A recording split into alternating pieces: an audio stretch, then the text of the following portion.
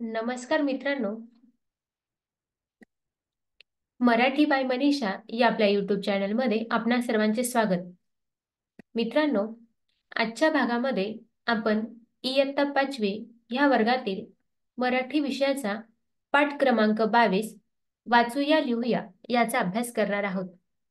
तर मित्रांनो, ह्या पाठामध्ये आपल्याला पुढे प्रत्येक एक परिच्छेदाची सुरुवात एका लंब गोलाकार काही शब्दांनी केलेली आहे. म्हणजेच असं एक वर्तुळ दिलेलं आहे आणि त्याच्यामध्ये काही शब्द दिलेले आहेत. त्या शब्दांचा उपयोग करून आपल्याला त्याबद्दल माहिती लिहायची आहे. ते आज आपण ह्या भागामध्ये समजून घेणार आहोत. तर त्याआधी आपल्या चॅनलवर मी बरेच व्हिडिओ अपलोड केलेले आहेत. ते व्हिडिओ तुम्ही अजून पाहिले नसेल ते व्हिडिओ आधी पाहायचे आहेत. आणि व्हिडिओ आवडले तर व्हिडिओला लाईक, शेअर आणि सबस्क्राईब करायला विसरायचं नाहीये. तर चला मित्रांनो, पाहूया वाचूया लिहूया ह्या पाठाचा विषय माहिती. तर पहा बरं, तुम्हाला इथे समोर स्क्रीनवर काय दिसत आहे? अतिशय बरोबर. आता इथे कशाचं चित्र दिलेलं आहे? तर आंब्याचं चित्र दिलेलं आहे. म्हणजेच आपल्याला आंब्याविषयी माहिती लिहायची आहे. आता ह्या आंब्याविषयी कोणकोणते शब्द दिलेले आहेत ह्या वर्तुळामध्ये? तर फळ, रंग, वास, राजा, आमरस आणि आमराई या शब्दांचाच वापर करून आपण इथे माहिती देखील लिहिलेली आहे. तर ती माहिती आपण वाचूया आणि तुम्ही तुमच्या वहीमध्ये सुद्धा लिहायची आहे. इथे आंबा म्हणतोय, मी आहे आंबा. सगळे मला फळांचा राजा म्हणतात. मी पिकलो की माझा रंग बदलतो आणि छान वास येतो. माझ्यात रस तयार होतो. माझ्या गोड रसाला आमरस म्हणतात. हापूस, पायरी, केसर, खोक्या, गोटी, चिकुळ्या अशी माझी काही नावे आहेत. आमराईत आंब्याची खूप झाडे असतात. तर ह्या पद्धतीने आपण आंब्याविषयी माहिती इथे पाहिलेली आहे. पण तुम्हाला परीक्षेमध्ये आंबा ह्या विषयी माहिती लिहा किंवा आंब्याचे आत्मवृत्त ऑटोबायोग्राफी विचारली तर ते तुम्ही ह्या पद्धतीने लिहू शकतात. तर सगळ्यात पहिले आंबा हा काय आहे? फळांचा राजा आहे. आणि तो पिकला की त्याचा रंग काय होतो? बदलतो, कलरफुल होतो. त्यानंतर त्याचा सुंदर असा वास देखील येतो. आणि ह्या आंब्यामध्ये काय तयार होतो? रस तयार होतो. आणि त्याच रसाला आपण काय म्हणत असतो? आमरस असं म्हणतो. आणि ह्या आंब्याचे काही जाती देखील आहेत. मग त्यामध्ये हापूस आंबा असेल, पायरी असेल, केसर, खोक्या, गोटी आणि चिकुळ्या अशी आंब्याची अनेक जाती देखील असतात. आणि ह्या आंब्याची झाडे कुठे असतात बरं जास्त करून? तर आमराईमध्ये आंब्याची झाडे असतात. या पद्धतीने तुम्ही इथे माहिती समजून घेतलेली आहे आणि ती तुम्ही लिहून देखील घ्यायची आहे तुमच्या वहीमध्ये. तुम्हाला हा व्हिडिओ पॉज करून लिहिता आलं तर लिहू शकतात, अन्यथा तुम्ही स्क्रीनशॉट घेतला तरी चालेल. या पद्धतीने आपण पहिलं चित्र पाहिलेलं आहे आंब्याचं. आता पाहूया बरं पुढचं चित्र कोणतं आहे आणि कोणतं शब्द दिलेले आहेत आपल्याला ते. तुम्हाला स्क्रीनवर आता चित्र दिसत आहे. कशाचं चित्र आहे? कुठलं वाहन आहे हे? बरोबर. तर हे सायकलीचं चित्र आहे. आता ह्या सायकलीविषयी आपल्याला कोणकोणते शब्द दिलेले आहेत? वाहन, इंधन बचत, चाके आणि व्यायाम. तर आपल्याला सायकलीविषयी ह्या पद्धतीने माहिती लिहायची आहे. मला सायकल खूप आवडते. सायकल हे एक प्रवासाचे वाहन आहे. सायकलीला 2 चाकी असतात. तिला इंधन लागत नाही. चाकात हवा भरली की ती सुसाट धावते. घरापासून कुठे जायचे असेल तर सायकल वापरावी. त्यामुळे इंधन बचत होईल. सायकल चालवणे हा एक चांगला व्यायाम आहे. आता आपल्याला इथे सायकलीविषयी आपण माहिती समजून घेतलेली आहे. तर सायकल काय आहे बरं? तर सायकल हे प्रवासाचं वाहन आहे. आणि सायकलीला किती चाके असतात? तर सायकलीला 2 चाके असतात. आणि ह्या सायकलीला इंधनाची गरज लागत नाही. तर कशाची गरज लागते? तर त्या सायकलीच्या चाकांमध्ये हवा भरली की ती काय करते? सुसाट धावते. आणि मित्रांनो, तुम्हाला जर घरापासून थोडं जवळ जायचं असेल तर आपल्याला कशाचा वापर केला पाहिजे? सायकलीचा वापर केला पाहिजे. जेणेकरून तुमच्या इंधनाची काय होणार आहे? बचत होणार आहे. कारण बरेच मुलं काय करतात? त्यांना जर काही सामान आणायला लावलं तर ते काय करतात? आपल्या बाईकचा वापर करतात, म्हणजेच टू व्हीलरचा वापर करतात. आणि टू व्हीलरसाठी इंधन म्हणजेच पेट्रोल डिझेल लागत असतं. तर आपल्याला त्याची बचत करायची आहे, कारण भविष्यामध्ये आपण जर आत्तापासूनच गाड्यांचा जास्त वापर केला तर भविष्यामध्ये आपल्याला इंधन राहणार नाही. म्हणजे आपल्यालाच नाही तर येणाऱ्या पिढीला इंधन राहणार नाही. म्हणून आपल्याला आतापासूनच कशाचा वापर करायचा आहे? सायकलीचा वापर करायचा आहे. आणि तुम्ही जेव्हा सायकलीचा वापर करता त्यावेळेस तुमचं एक्सरसाइज सुद्धा व्यवस्थित होते. म्हणून सायकल चालवणे हा काय आहे? एक उत्तम व्यायाम आहे, म्हणजे चांगला व्यायाम देखील आहे. यासाठी तुम्हाला तुमचं शरीर देखील सुदृढ राहणार आहे सायकल चालवण्यामुळे. तर ह्या पद्धतीने आपण सायकलीविषयी माहिती इथे समजून घेतलेली आहे. आणि ही देखील माहिती तुम्ही तुमच्या वहीमध्ये लिहू शकतात. आता पाहूया बरं पुढचं चित्र कोणतं आहे ते आणि कोणता शब्द आहे तो. बरोबर, हे नाताळ सणाचं चित्र आहे. आणि आता आपल्याला या नाताळविषयी कोणकोणते शब्द आलेले आहेत? तर सण, नवीन कपडे, गोडधोड पदार्थ, चर्च, सांता क्लॉज आणि ख्रिसमस ट्री. तर आपल्याला नाताळ या सणाविषयी माहिती समजून घ्यायची आहे. आपण अनेक सण साजरे करतो. तसेच ख्रिश्चन बांधव प्रभू येशूचा जन्मदिवस सण म्हणून नाताळ सण म्हणून साजरा करतात. क्षमा करा. तर आपल्याला इथे काय सांगितलेलं आहे? आपण अनेक सण साजरे करतो. तसेच ख्रिश्चन बांधव प्रभू येशूचा जन्मदिवस नाताळ सण म्हणून साजरा करतात. मित्रांनो, तुम्हाला परीक्षेत प्रश्न विचारला जाईल की ख्रिश्चन बांधव कोणता सण साजरा करतात? तर ख्रिश्चन बांधव हे नाताळ हा सण साजरा करतात. पण नाताळ हा सण कोणाचा जन्मदिवस म्हणून साजरा केला जातो? तर प्रभू येशूंचा जन्मदिवस म्हणून नाताळ सण साजरा केला जातो. ते या सणाला नवीन कपडे घालतात, चर्चमध्ये जातात. आपण जसं मंदिरांमध्ये जातो तसं ख्रिश्चन बांधव कुठे जातात? चर्चमध्ये जातात. कशासाठी जातात? तर प्रार्थना करण्यासाठी, प्रेयर करण्यासाठी. एकमेकांना ते शुभेच्छा देखील देतात. शुभेच्छा देताना मेरी ख्रिसमस असे म्हणतात. आपण हिंदू बांधव ज्या पद्धतीने आपण एकमेकांना विश करतो, समजा आपला दसरा सण असेल तर आपण काय करतो? हॅपी दसरा म्हणतो किंवा हॅपी शुभ विजयादशमी असं म्हणत असतो. तसंच हे ख्रिश्चन बांधव काय म्हणत असतात? एकमेकांना मेरी ख्रिसमस असं म्हणतात. ख्रिसमस ट्रीवर दिव्यांच्या माळा, फुले, चांदणे यांची सुंदर सजावट करतात.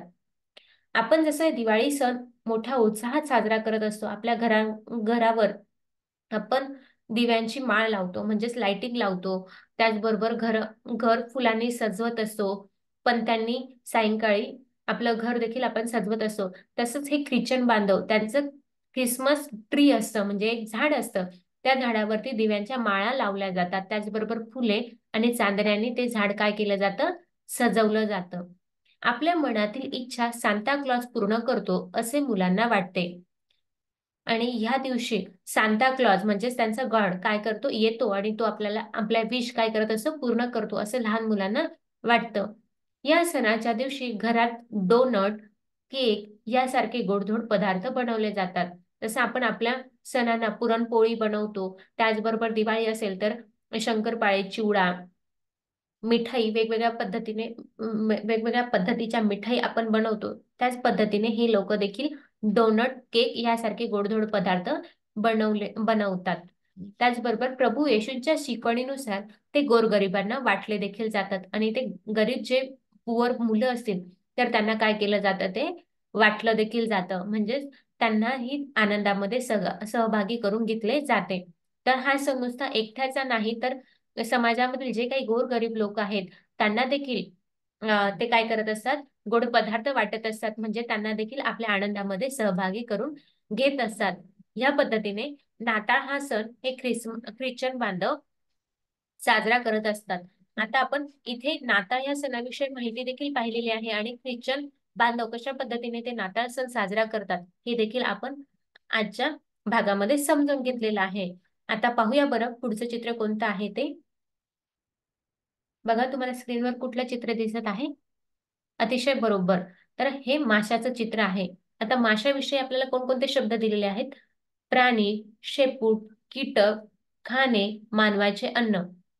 आता आपल्याला माशाविषयी माहिती जाणून घ्यायची आहे. मी आहे मासा. मासा काय म्हणतो? मी आहे मासा. मी समुद्र, नदी, तलावाच्या पाण्यात राहतो, म्हणून मला जलचर प्राणी म्हणतात. तर मित्रांनो, तुम्हाला परीक्षेत प्रश्न विचारला जाईल तर जलचर प्राणी म्हणजे काय? तर जलचर प्राणी याचा अर्थ की जे प्राणी पाण्यामध्ये राहतात, जल म्हणजेच पाण्यामध्ये राहतात, तर त्या प्राण्यांना काय म्हटलं जातं? जलचर प्राणी म्हटलं जातात. मी शेपूट आणि परांच्या मदतीने पोहतो. तर मासा काय म्हणतो? मी कशाच्या मदतीने पोहतो? ही जी काही शेपूट आहे आणि हे जे काही कल्ले आहेत, माझे पर आहे, पंख आहेत, त्यांच्या मदतीने काय करत असतो? मी पोहण्याचं काम करत असतो. पाण्यातले कीटक, लहान मासे आणि पान वनस्पती मी खातो. तर माशाचं अन्न कोणकोणतं आहे? तर कीटक आहे, लहान मासे आहेत आणि पाण्यामध्ये जे काही शेवाळं वगैरे असतात, कॅक्टस असतात, तर ते काय करत असतात? ते खात असतात आणि त्यांचा उदरनिर्वाह करतात. माझे रंग, रूप, आकार वेगवेगळे असतात आणि मासा हा काही एकाच रंगाचा किंवा एकाच आकाराचा नसतो, तर वेगवेगळ्या आकाराचे सुद्धा मासे असतात. मी मानवाचे अन्न आहे आणि मला लोक काय करत असतात? खात असतात. म्हणजेच मनुष्य प्राणी हा काय करत असतो? मला खात असतो. अशा पद्धतीने आपण मासा ह्या चित्राविषयी माहिती समजून घेतलेली आहे. असेच काही शब्द तुम्हाला पुढे स्वाध्यायासाठी मी दिलेले आहेत आणि त्याची माहिती तुम्ही तुमच्या नोटबुकमध्ये लिहायची आहे आणि ती तुमच्या शाळेतल्या शिक्षकांकडून तपासून देखील घ्यायची आहे. आणि जे काही दोन शब्द दिलेले आहेत त्याचं उत्तर मला कमेंट करून कळवायचं आहे. तर आजचा स्वाध्याय तुमच्यासाठी असा आहे की चित्रातील संबंधित व दिलेल्या शब्दांचा उपयोग करून चित्रांविषयी म्हणजे शब्दांविषयी 4-5 वाक्य लिहा. तर त्यामध्ये पहिला शब्द आहे गुलाब. आता गुलाब हा शब्द दिलेला आहे आणि ह्या गुलाबासाठी अजून काही शब्द दिलेले आहेत. या शब्दांचा वापर करून तुम्हाला ती माहिती लिहायची आहे. मागे आपण ज्या पद्धतीने माहिती लिहिलेली आहे, समजून घेतली आहे, त्याच पद्धतीने माहिती आपल्याला ह्या भागामध्ये देखील स्वाध्याय म्हणून लिहायची आहे. मग त्यामध्ये पहिला शब्द आहे फूल, नंतर रंग, वास, राजा, उपयोग आणि व्यवसाय. आता मी तुम्हाला 2 वाक्य कशा पद्धतीने लिहायचे हे तुम्ही समजून घ्यायचे आहे आणि आता मी तुम्हाला सांगणार आहे. आता बघा, पहिला फूल. गुलाब हा फुलांचा राजा आहे. गुलाब हा फुलांचा राजा आहे. त्यानंतर गुलाबाचा वास गोड येतो.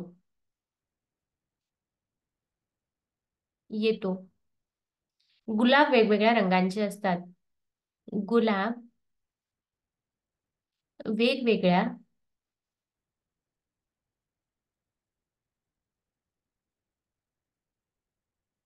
क्षमा करा.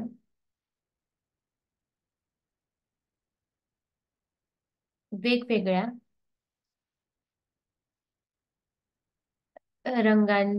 रंगांचा असतो. मग त्यामध्ये पांढरा, लाल, गुलाबी,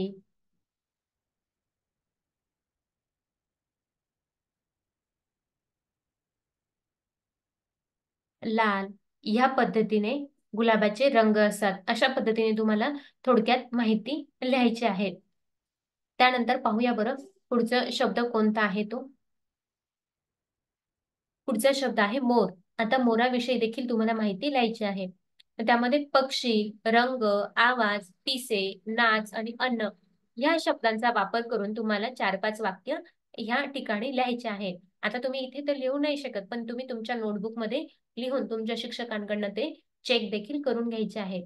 आणि हे 2 जे शब्द आहेत ते मी तुम्हाला देत आहे आणि याचं उत्तर मला कमेंट सेक्शनमध्ये कळवायचं आहे.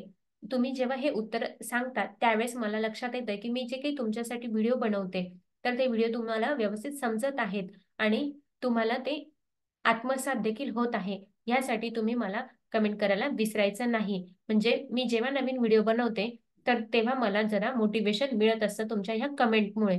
तर दिवाळी ह्या शब्द दिवाळी ह्या सणाविषयी तुम्हाला 2-3 वाक्य कमेंट करून मला कळवायचे आहेत. त्याचबरोबर बाग ह्याविषयी देखील तुम्हाला 2-3 शब्द किंवा 2-3 वाक्य, शब्द नाही तर वाक्य लिहून मला कमेंट करून कळवायचं आहे. जेणेकरून माझ्या लक्षात येईल, की मी सांगितलेला जो काही भाग आहे, शिकवलेला भाग आहे, तो तुमच्यापर्यंत व्यवस्थित समजलेला आहे, पोहोचलेला आहे. यासाठी तुम्ही कमेंट करायला विसरायचं नाही. आणि मित्रांनो, आजच्या भागामध्ये आपण गुलाब असेल, आंबा असेल, सायकल असेल, नाताळ सण असेल, ह्याविषयी जी काही माहिती पाहिलेली आहे ती तुम्हाला व्यवस्थित समजली असेल आणि ही जर माहिती तुम्हाला आवश्यक वाटली असेल किंवा युजफुल वाटत असेल, तर तुम्ही आपल्या व्हिडिओला लाईक करा, जास्तीत जास्त मित्रांपर्यंत शेअर करा आणि कमेंटमध्ये मी जे काही प्रश्न विचारले आहेत त्याचं उत्तर द्यायला विसरायचं नाहीये. आणि अजूनपर्यंत आपल्या चॅनलला सबस्क्राईब केलं नसेल तर चॅनलला सबस्क्राईब करायचं आहे आणि हे घंटीचा आयकॉन देखील प्रेस करायचा आहे, जेणेकरून मी जेव्हा नवीन व्हिडिओ अपलोड करेल तर त्याचं सगळ्यात आधी नोटिफिकेशन तुमच्या मोबाईलवर मिळेल. आणि आजचा व्हिडिओ पूर्ण पाहिला त्याबद्दल तुमचे मनापासून